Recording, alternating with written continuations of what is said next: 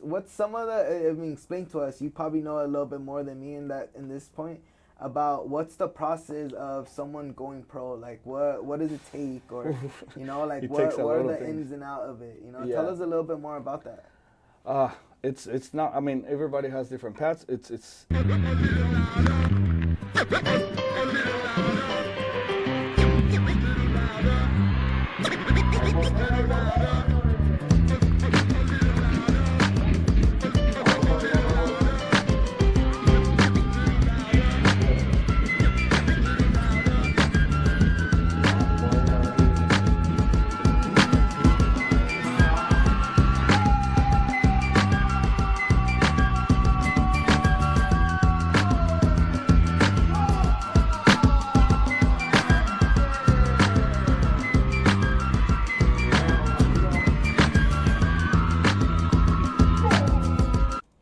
Hey, what's up, everyone? Jesse Arazo here with SoCal Legends.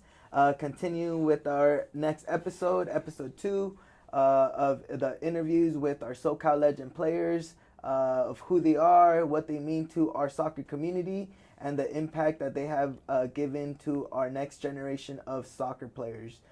With that being said, we're going to go ahead and introduce our second guest.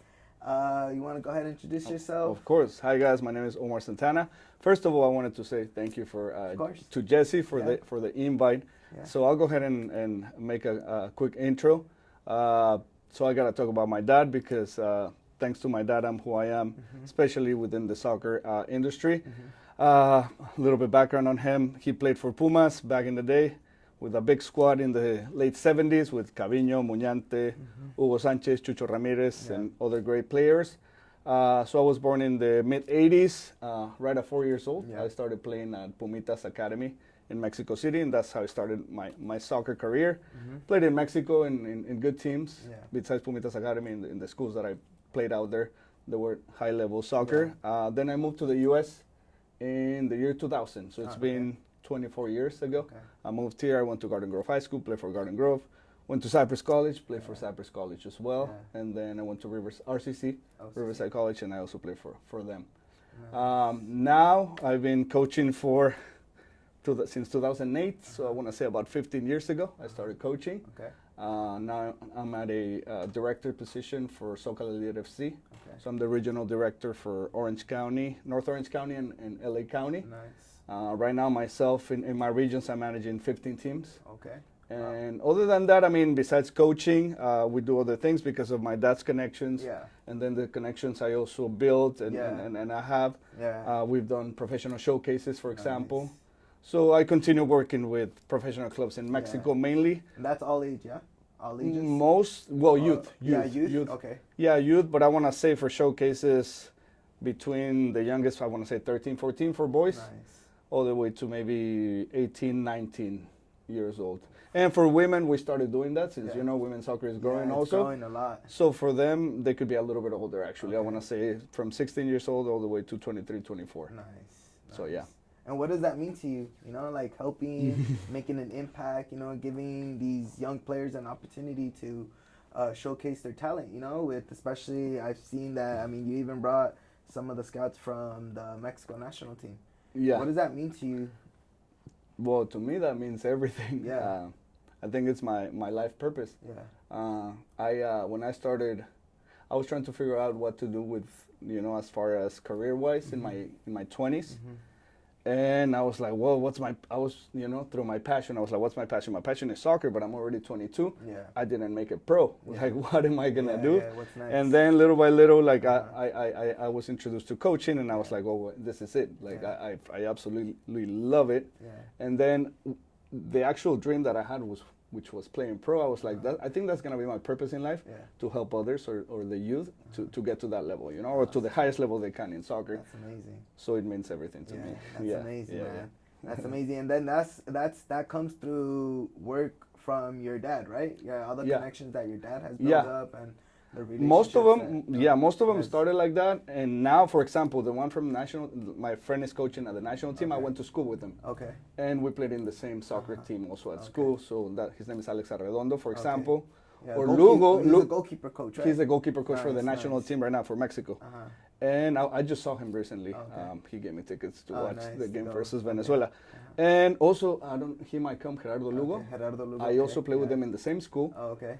And so that's also, Nice. so those are little connections that Yeah, I have. built I up. have other ones, but mostly I want to say they come because of Yeah. my dad too, because he played with a lot of guys that are awesome. right now directors, managers, coaches, scouts. Yeah. Out there in Mexico mainly. Nice. Mhm. And then right now you're with SoCal Elite, correct? Yes. SoCal Elite and the 3 regions that you said that you Two manage? regions. North Orange County and LA County. Oh, nice. And you personally, do you coach? Yes. Are you personally coaching? Yes. I'm coaching 2 teams, I want to teams? say. It's because between me and my dad, we coach 4 teams. Okay. So 09s, EA2, 2010s, 2015s. Yeah. Actually, 3 teams between me and my dad. So. And how's that been for you? I mean, are they competitive teams? I want to say yeah? for the most part, Okay. yeah.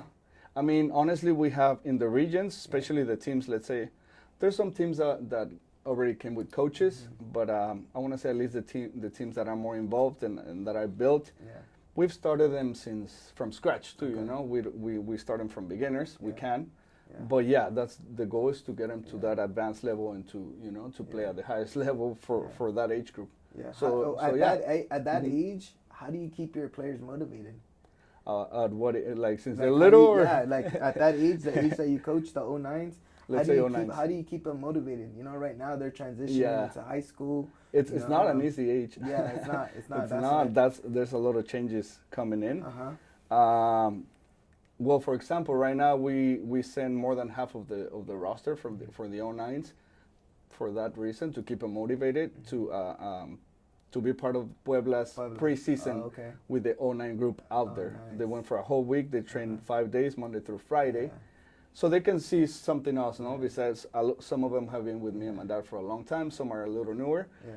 But I think for whoever wants to do this at a different level, that's going to give them a little perspective. Yeah. You know what I mean? Course, so yeah. if they really want to do this for life, because they were at the hotels and they're like, one of the moments they're like, they were a little bit bored. I'm like, well, that's the soccer player life right there, because it's part of it. if they travel, if they compete, they're going to be traveling every week. They're going to go to a hotel and they're going to be there for hours, bored. Yeah. We're bored. Yeah. But then but they're getting bored, but then on the other hand, they're doing what they love. You know what I mean? Training every day, playing every day, and stuff like that. That's so, awesome. well, yeah. That's awesome. That's a little thing, but amongst other things, sometimes we gotta get creative to keep them motivated. Yeah, no, of course. Yeah, no, definitely, man. And what area did you grow up in? Out here in SoCal. In SoCal Garden, I want to say mostly Anaheim. Anaheim. So out of the 24 years that I've lived in California, 20 I've lived in Anaheim. Yeah. Nice. And what made you want to play soccer? Like, why soccer? Why not basketball? Why not baseball? I know you said that your dad played. Yeah. And is that something that you kind of just wanted to follow through with? Yeah, well, I'll tell you a little story about it. Yeah. I didn't realize I loved soccer so much, like playing, until I was 16. Okay. So, yeah, my dad was an amazing dad, but since I was 4, I started playing. And he was a little bit too rough on me, especially at younger ages. Yeah. So that made me, I knew I loved it, but I didn't know. Like that made me not enjoy it as much when I was a kid. Yeah. But when I moved here, and I mean, he knows this story, and he changed and we changed, and now we know this stuff. That's what we help parents do. But I went to my first high school game. Yeah. I looked to the bleachers, and I didn't see my dad. I didn't see nobody pressuring me, and I was like, dude, I love this freaking sport. Like this is my life. So so at 16, I actually realized I love soccer. Nice. Nice. But at what But age? I had been playing in my whole life since I was 4. Nice. Yeah. And then why did you get into coaching? Like why coaching? Why not continue playing? Again, it was, I don't know. I think those are one of those accidents that happen in life. I mean, I've played soccer, so it made sense a little bit. But at the same time, I was not really looking forward to coaching, because in my mind, I was like, I don't think maybe financially, there's not a lot of money there. Yeah. Even though in soccer, later I realized in the soccer industry, it's a good business.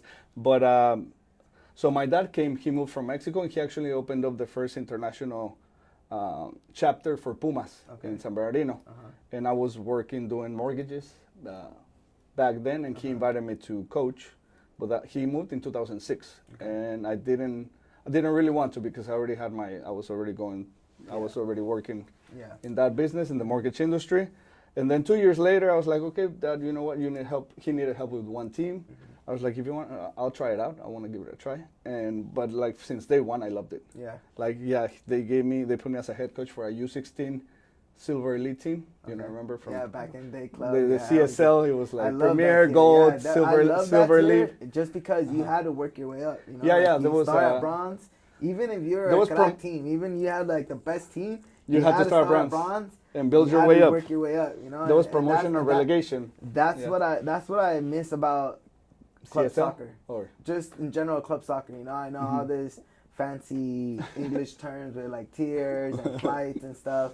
Like I love the classic way where you played to get promoted. There was only pretty much one league, and everybody played that league. Everybody played, and then it was promotion, and it was relegation. Competitive, you know, like even way before that, we played Saturday, Sunday leagues. You know, like in our cities, you know. But like club wise, it was just that South CSL. Yeah, it was CSL, Coast Soccer League, and I remember back in the day, me at a very young age, I would help my dad, pretty much be the team manager, you know, and that's why I got very involved with. Your soccer. dad was coaching. My dad was coaching my brother's team. Omar's team. And I would help with like anything that he had to do with like letting people know the times, or just keeping everybody up to date, figuring out like on MapQuest, you had me right there every Friday night, Thursday night, right there, figuring out where we're gonna play, you know. And sometimes like I would print out the wrong place, dude, and we had people just going in circles because they would follow us. And now I'm talking about this was 2004, 2003, you know, when 2000s. Everyone was still pretty much new. We had to go play in San Bernardino. We never been there, especially like looking for a field and what used to be a desert. That's where I started coaching in San Bernardino. And like we would get lost, and like I kind of fell in love with all that managing, and I mean that when I was able to start managing a soccer club, I did my own. I started my own program in Westminster. It was a junior elite, right? Before junior elite, it was Westminster Sports Academy. It was WSA. I think that's when I met you. And that's when we met. You know, like I went through Instagram, I believe it was, and we found you because we were trying to help my sister. Get some trainings. And your boys too. No, it was before. It was during COVID. Yeah, it was during COVID. The 05 group. My sister actually played there, and then she went on and played with Pats. But that's how we came across, you know, because I saw what you were doing, and I thought it was a great opportunity. There was not a lot of people were training in COVID. Yeah, not a lot of people were training. Yeah. You know, and it was cool that we actually crossed paths, you know. Cause, I mean, since day one, I really admired and I like what you were doing, you know, especially helping out, giving everybody, some players the opportunity to play, you know, at a decent level, and some guidance, you know, and that's what it's about, you know. Like when we were younger, we didn't have that guidance, you know. We didn't have anybody to guide us the right way, and if they did, they try to overprice, you know, charge us a lot of money, and then that's why I never really played club. You know, my dad really couldn't afford it. With Omar was a little different because he managed that team. He was the team coach, so I mean, it was easier for him to help him out. I just never understood why he never did that to me. Probably because I was a double X, you know. So I still played. I was still a baller. But I mean, you really didn't have that. But it's not easy to afford one kid in club soccer, let alone 2 or 3. 2 kids, it's man. Yeah. So it was. I kind of understood it, but at the same time, I felt unfair. Like it was unfair that, you know, like he got to play and I didn't. You know? But that's life, you know. Life, you can't just hold that grudge, you know. You just gotta let it go, course, and you know, you gotta continue doing you. Like I was very passionate, and that's why I got into coaching. Like I couldn't play anymore. I got a herniated disc. You know, I was when I used to play, I was one of those terrazas, you know, like I would just go in and every game, tacos arriba, se las dejaba. The referees, they wouldn't call it, se las mentaba. Like I was just, like rough. I knew I had to be rough because my dad was my soccer coach, you know, at the Saturday, Sunday leagues, you know, right here at Orange Youth. And that's what it was about. That Like, league has been around forever. oh, forever, man. Yeah. No, but the thing is that, like, my dad was a coach, and if I didn't play right or if we didn't win, he wasn't happy. And Yeah. what does that mean? Like, I had to go home with them. Yeah. So I knew that, hey, you know Yeah. what? I Man. had to take leadership, and hey, we can't lose because I have to go home with that guy. Tell And me that about guy's those my rights dad, back you know, home. he was my coach. So yeah, dude, Yeah. like you learn a lot, you know, regardless, inside, outside the field. Yeah. With soccer, you just learn a lot. You build relationships. Soccer brings people together, you know, and 100%. that's what it did with us, you know, in Yeah. our situation. And that's why I kept you in mind, you know, like we continue to stay connected. Yeah. We continue to build this relationship, and that's why you were on my list, you know, to invite, you know, Thank you. because What you're doing is what great. you do, you know, what you do to help the community, help the kids, the next gen. I know you helped my sister out a ton. You helped the players that I took you for a while. You helped them out a ton too. So, and that's why this whole project was made up, you know, because I feel that some of these coaches, including myself, we don't have that recognition, you know, like. I don't know if it's because we don't have that accent. You have to build your way up. You know, 100%. Like you have to work from the bottom, you know, and work your way up. And some people don't realize that, you know, like I know everybody wants to play for a top team, but like you got to look at the insides of it, you know, of the struggle of what you did, your prior coach, like who got you motivated to continue playing and excel and be at a top level team, you know. So I'm that type of coach that if I don't get the opportunity to work with the top flight team, I'll take a bottom team. You know, I'll take the lowest flight and I'll work my way up. Same. I'll work them. You know, Same. like I'll try to make them a better player and build that rapport with the families and whatnot more than anything. You know, so so this is why I continue doing what I do. You know, like I did my own for about 6 years, stopped during COVID. And then I joined Liverpool. You know, I joined Liverpool. Oh, you were with Liverpool for a little bit? Different system. You know, it was amazing at first, but then it got too competitive there because they weren't giving everybody the right opportunity. I just thought it was unfair. That happens to coaches a lot. You know, I mean, and it's not fair. You know, like it's not fair that it should be ran like that. You know, especially a big top name club like what SoCal Reds or whatever they call themselves. They're SoCal Reds now. Yeah. Yeah, man, it was great at first, you know, but I mean, I just feel like the way they treat their coaches is not the right way. But again, it's their business, you know, it's the way they manage things. And what I just did was just find my way out, you know, found my way out, went to a different club. I was actually coaching at Beach with Benny at Cerritos. So that's how I got to Beach, all that. You know, I remember all that too. That was a great experience. It was a great environment, learned a lot. Picked a lot of brains, you know. It was it's a top JUCO school, and I was very honored. I felt very honored just to be in that environment. Cerritos? You know, at Cerritos College. Yeah. No, you guys had top teams there too, right? Yeah, you guys won. Didn't you guys win like nationals? We didn't. During my time, we didn't win the nationals or state. We won. You guys our got conference. up there, right? Yeah, we won a conference. We went undefeated. We lost the semifinal game against Mount Sac, man. Mount Sac? Okay. Yeah, that was our year, man. We were supposed to go undefeated. You know, we just had a bad game, and that bad game was the most important one. Yeah, you know? So that happens. It's unfortunate, Soccer. you know, and that's how soccer is. You know, you win some, you lose some, and sometimes it's the most important ones, you know. But from all that experience, you just learn. You know, you learn. I mean, you just pick brains. You see what's going on. You see what it takes to be a competitive coach and be in a great environment where you're just not learning, you're building relationships, you know, because, I mean, who knows what player from that year might be a professional in the next couple years, you know. Couple seasons. So, and it'll be great just to fall back and be like, hey, man, like I was able to work with that player. You know, I was able to help him. I was able to probably guide him, some sort of advice that could actually help him, you know.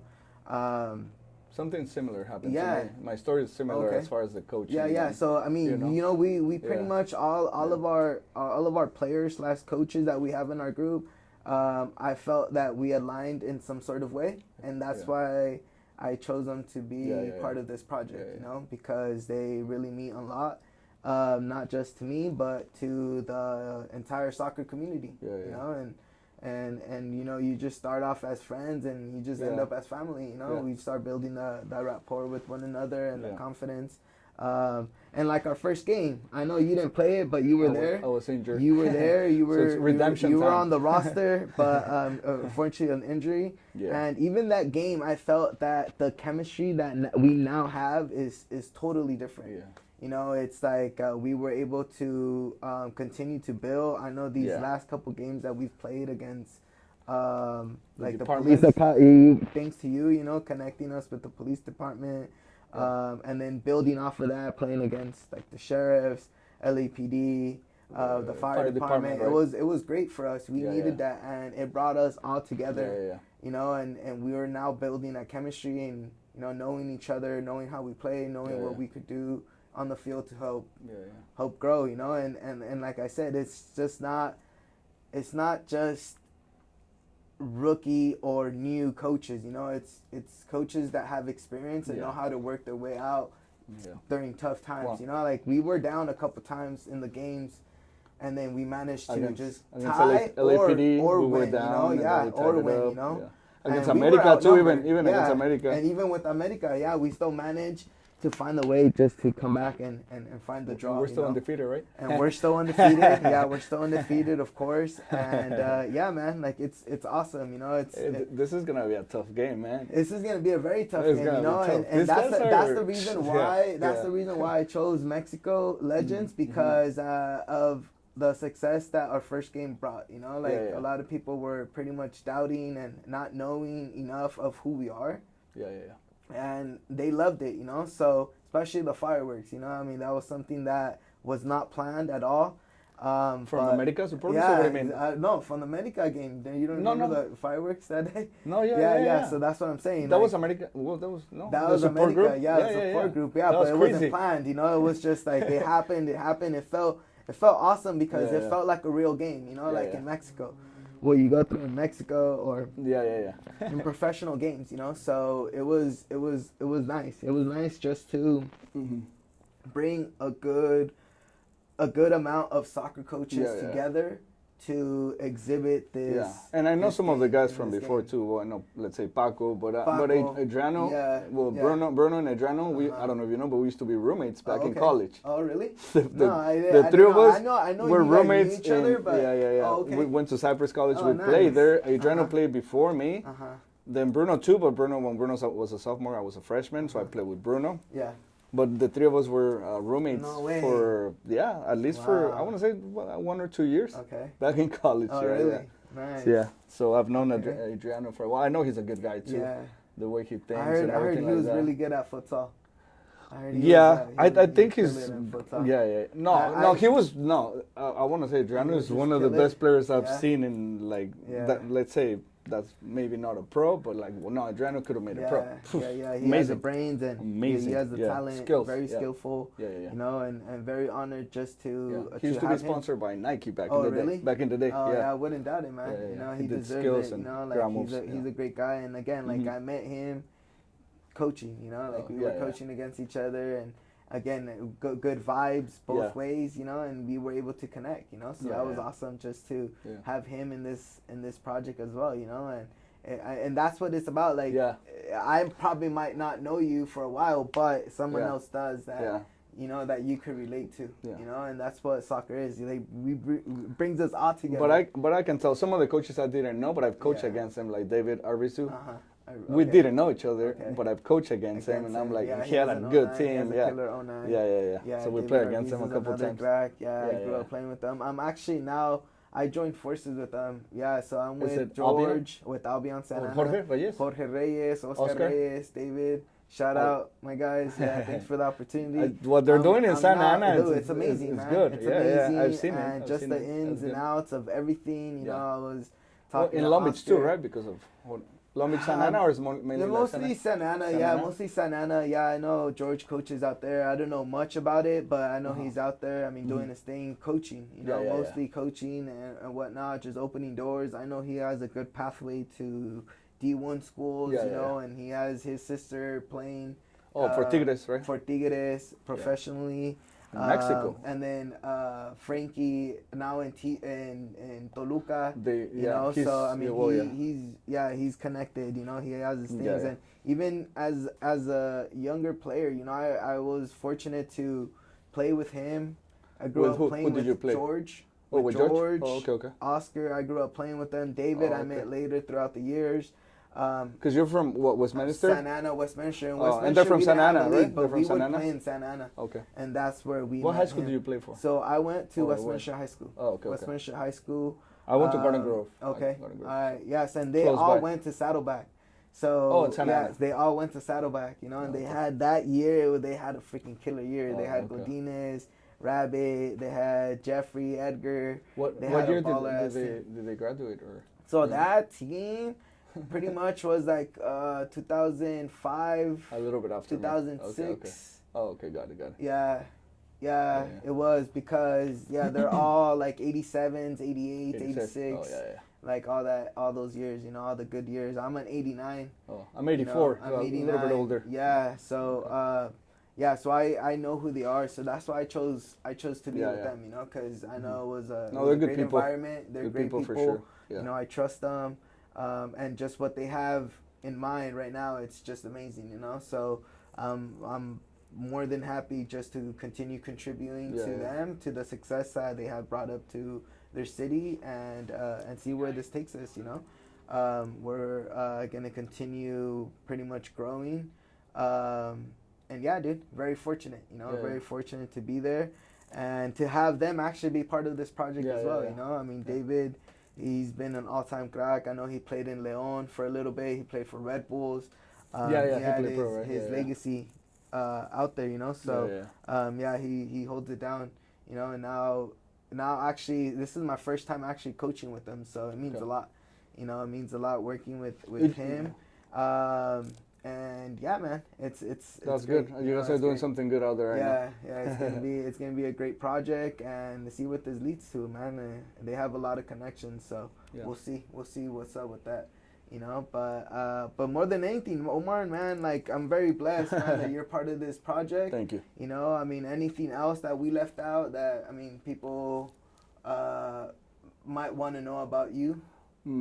I get algo más que recent work. Let's say recent work. So I work what do you have going right now? I work for SoCal Elite FC as a regional director. So like I said, we have teams in North Orange County, mainly Cypress, Los Alamitos. And then in LA County, which is in Bell Gardens, and we're building up both regions, and we've been growing lately, which is good. Also, through SoCal Elite right now, we're doing professional showcases. We've done 2 so far.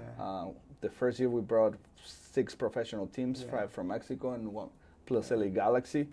Last year we brought 3 plus LA Galaxy, so 4. Oh, nice. And then it's gonna be every November. Yeah. So in November we're having another professional showcase. That's awesome. I still gotta work on that. Yeah. But I mean, on the first one we had Mazatlan, Tigres, Pumas, Pachuca, LA Galaxy, and I'm in Pumas. Yeah, those 6 teams. Nice. Last year we had Puebla, Xolos, Tigres, and LA Galaxy. Yeah. So nice. Let's see who we bring this year coming up. Man, and some professional players have came out from it. Cindy Arteaga, she plays for Pumas. She's from the first you know who showcase. actually I know? Lucy plays for Puebla. So Lucy, I met Lucy this time where we did a little league during COVID as well. We did it at US5, and she was actually working at US5. Oh, I didn't even know. I know.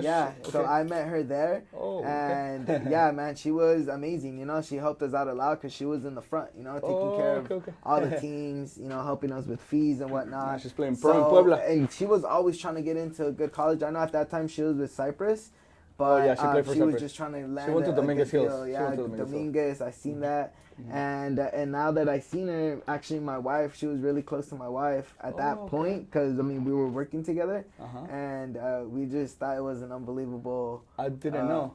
So somebody that we just thought it was unbelievable. Somebody that knows me, Jose. His name is Jose.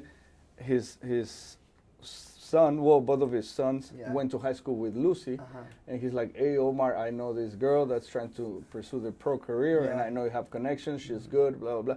I'm gonna send her your way." I was like, "Okay, send her my way." And ever since, I try to help and everything. Nice. And yeah, It lined up. she I know she was. She signed with defense, no? Puebla. She plays defense. Yeah, center back or awesome. right. So or what's some of the? I mean, explain to us. You probably know a little bit more than me in this point about what's the process of someone going pro. Like what does it take, or like what are the ins and outs of it? Tell us a little bit more about that. It's not. I mean, everybody has different paths. It's extremely hard. Yeah. Even if you're a top player. Yeah. Like the universe needs to align almost. Yeah. It's not easy. But let's say skills, of course. Technique. You have to be technical. You have to be skillful. You have to have that game IQ. That's very important. Of course, that's important because they're gonna see that on the field. But then once you show that on the field, the next thing that's as important is how disciplined and how committed you are, and how hungry you are too. Okay. Because you can be skillful, you can be technical, you can have that game IQ, you can be the best player on the field. But if you go to a different country, and then if you have a little bit of fear, if you get homesick, if you even get sick because you're not used to eating food elsewhere, and then if you don't, that's gonna make you not perform during maybe a tryouts. That's gonna work against you. So a lot of things need to align. It's not only like the field, but it's everything that you do outside of it. Even since starting with the parents and everything needs to align like that. So the psychological part, the discipline, the commitment, and you have to be extra hungry there. It's because, let's say, a kid from the U.S., even Mexican Americans, because I work with mostly Mexican Americans, and they go out there, and they grew up over here, and even if they lack something here, it's gonna be, the lack of things here is not the same of lacks in Mexico, Mexico, Over there's kids that are 14, 15, 16 that take the bus or the metro or whatever, the public transportation to get to practice every day. And that takes them an hour and a half to 2 hours just to get there. And then on the way back, an hour and a half to 2 hours to go back. And they're, you know what I mean? So they're hungry. I definitely know what you mean. So that kid I definitely know what you mean. That kid that got to that training, he's not gonna let this Mexican American take his spot. You know what I mean? So they're gonna work extra hard. So it's not easy. It's a tough competition. They're all trying to make it pro. So a lot of things need to align. But the main thing is right here. Just having the right mindset. Yeah. Even if you don't make it to this tryout, go to another one. If you don't make it again, try to go to another one. And if you don't make it, go to the showcase. If not, talk to somebody to help you, send you somewhere. Careful with scammers, but you know what I mean? You have to, it's like for actors, like castings or, they have to go to several castings to make it to maybe a movie role or a TV role or whatever. Same thing for soccer players. It's hard for a player that on the first tryout they're going to make it. It's not that easy, Yeah. So, what's your point of view right now with, say, Mexico soccer and the U.S. soccer? What's you work with both nationalities. I mean, what's your point of view on that? Do you think USA could be a world champion first in Mexico? Do you see that that's tough. Happening? It's tough to say. They've improved a little more than Mexico lately. I think more than the U.S. has improved lately, which they have a little bit. I think Mexico has gone down in level. Oh, really? I think that's what it is. Well, in the pro scene, let's say you know these things, but there's so many foreigners in the Mexican league. There is. Then there's no promotion relegation, like here in the MLS. There's no promotion relegation, so they don't give hardly any opportunity to actual Mexican players in the Mexican league. The showcase. So there's less amount of players. Back in the day, maybe there wasn't that many Europeans or playing in Europe, but there was more Mexican players, so there was more players to choose from, for the national team. As far as the youth level, I mean, the goal is like Europe, you know, what they do there. Honestly, the best talent is for sure South America. Okay. South America. So Brazil and Argentina will always have the best players. Yeah, for sure. But the ones that know how to develop players, it's over there in Europe. So we have to replicate that a little bit more, how to train and start them. It's different to train and coach a kid that train a pro. So you got to start him here, then take him little by little here. Okay. You know what I mean? Sometimes they want to go here, train them like they're pros and they're still little kids. It's like, it's step by step and it's a long process. It's not like, it's better to cook. I see a lot of that. I see a lot of that. I see a lot of coaches trying to do that. They give hard work to kids that I mean, they still don't know the fundamentals. You know, they still don't know how to give a good pass. They don't know how to read the game, but yet they're getting exposed to a different type of training. But they're very completely physical lost. sometimes. You know, I mean, everybody just wants to be on the great top level competitive status team, you know? or But who do you consider one of your best or all-time favorite Mexico player? Mexico? I mean, Like, the one who would that you say? that's kind of tough. Who's Talent? your all-time? Who's your all-time? For me? Like, for you, that it's a Mexico. He means like Mexico when you talk about like a legend. You know, like My favorite personal favorite, Jorge Campos, and I'm not a goalkeeper, but my favorite because also so he you came from think Pumas. okay. And so and you the think level. he's like the face of Mexico legends.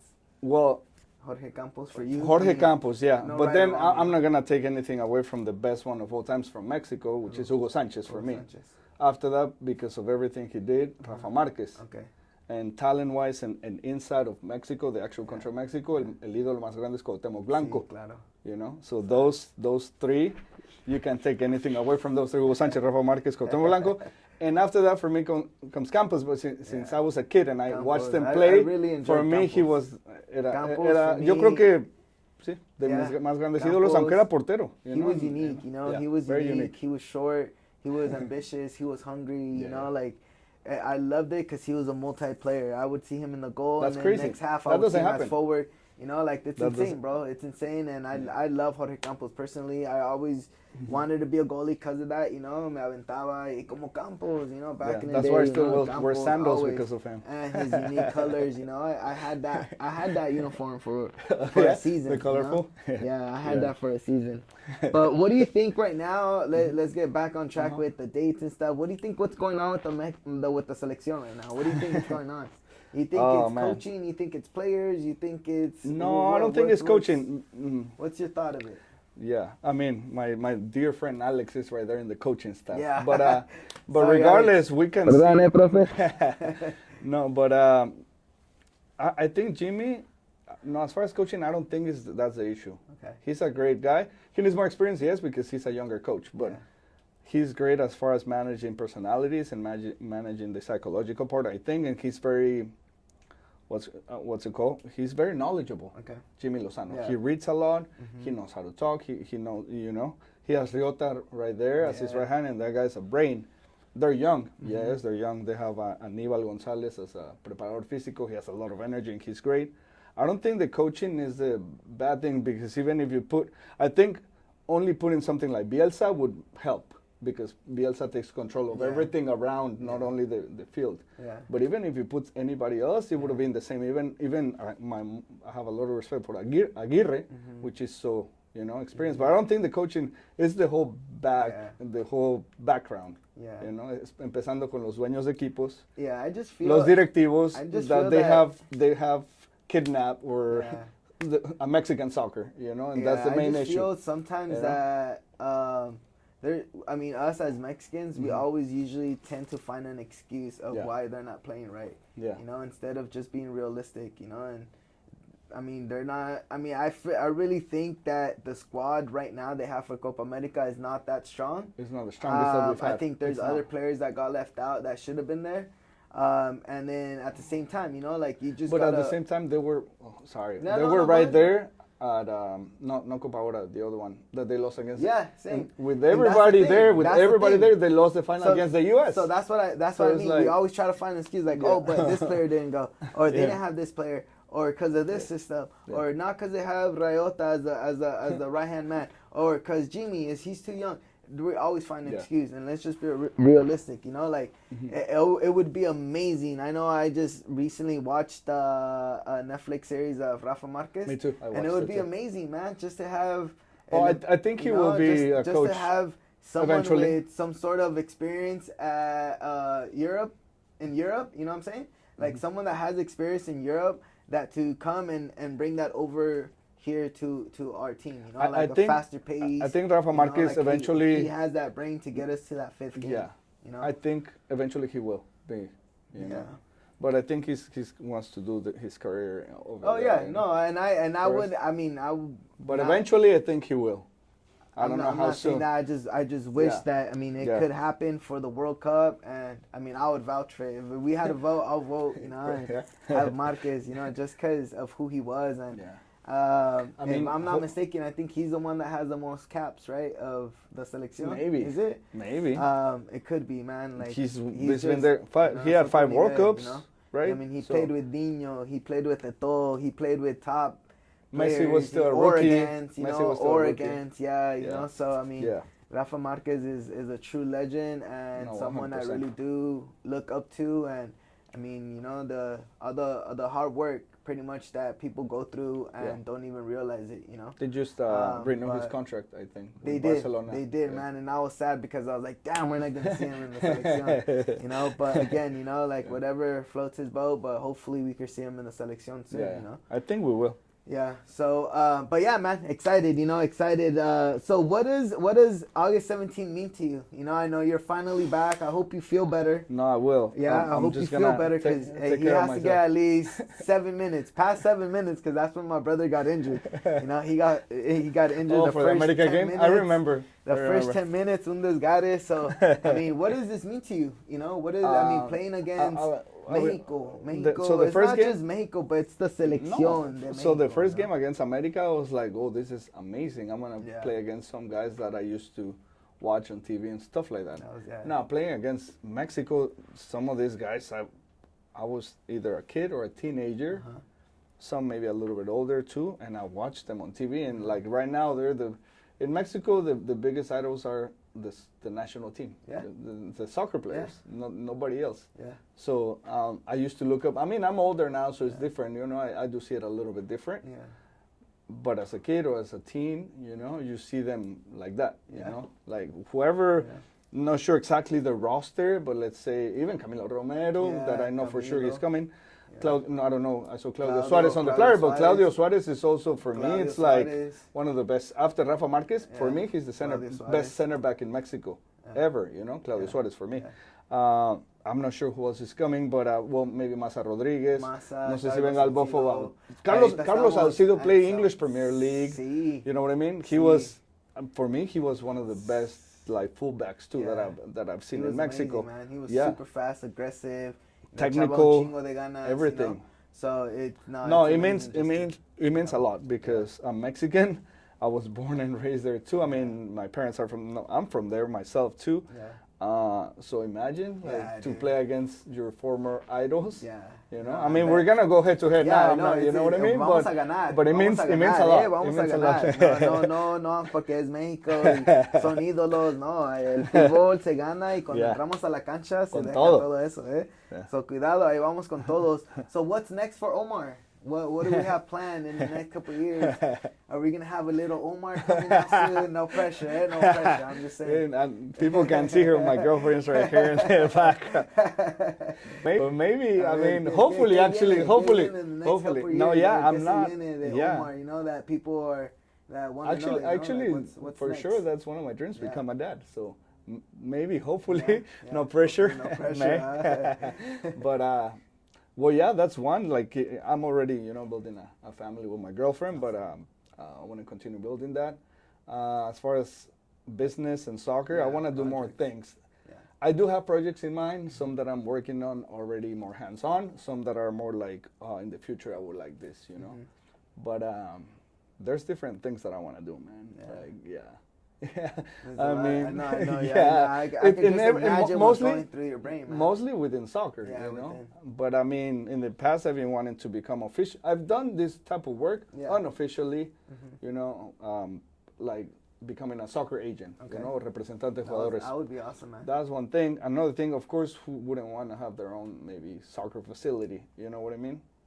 Or I'm a youth director, and I'm very happy where I'm at right now, but who wouldn't want to have their own youth club too? Yeah. You know what I mean? Yeah, Like those are goals, man. Yeah. Those are goals, but again, like it's hard work, man. It's hard Yeah. work day Yeah. in, day out, and I mean, just like me, like it takes a lot just to build a village and keep them satisfied and keep them competitive. It's a lot of work, but without a doubt, I wouldn't think you wouldn't be able to do it. Like you have the potential. I mean, you have the background, you have the the resume, all the knowledge to do all that. I mean, you're a great guy, man. You're a great guy, and you deserve it. I mean, you have a great role model, which is el Profe Santana. Saludos.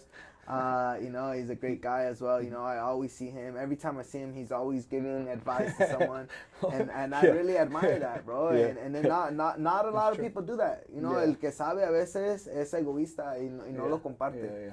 But el profe always, bro, always, Hasta el otro vez me lo topé en la tienda and right there todavía, and I admire it. I think you told me about it. Yeah, dude, me lo topé en la tienda and Sprouts or and something? again, yeah, Sprouts. What's his Sprouts? Sprouts, His favorite man. store. Yeah, heck yeah, man. And I really admire your dad. He's done a lot of great things within, and still supporting, echándole ganas and staying active, staying in the game. And dude, it's an honor just to have you in this project, man. Yeah. And, Thank you, Jesse. I mean, it's appreciate been that. such an honor just to it's an honor to be part of it. It's just to have you here, and letting everybody know who Omar Santana is. He deserves this recognition. He deserves this exposure. Let's continue supporting us. Supporting him, whatever he does in the area, whoever's in North Orange County, LA, that want to bring their kids out to his training. He's a great guy.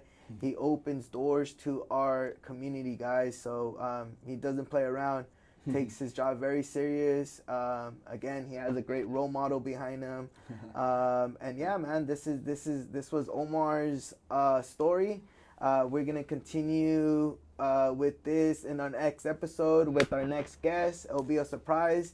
But Omar, man, thank you, Jesse. I really appreciate you. Thank you for the invite. And, thank you to your cousin letting everybody Luis know, and everybody behind behind the scenes. behind the scenes, it's hard work, man. But thank to God, we're working very hard every day just to make this reality. No, I know. I see you hustling. a success, So, yeah, man, thank you again for your time. Of course. And, yeah, man, nos vemos. We'll see you in the field. Yeah, en agosto 17. No falten, compren sus boletos, Ticketmatch. También Omar va a tener boletos. Si gustan comprar, apoyar, tráigansela a la familia. Va a ser un ambiente que va a estar a reventar. No se lo pierdan. Si quieren ver a este crack corriendo por la banda, dando sus pases o tal vez un gol, vengan a apoyar. Saludos a todos, que se la pasen bien y ahí nos vemos para la otra. Chao. Saludos a todos. Cuídense. Sale. Abrazos.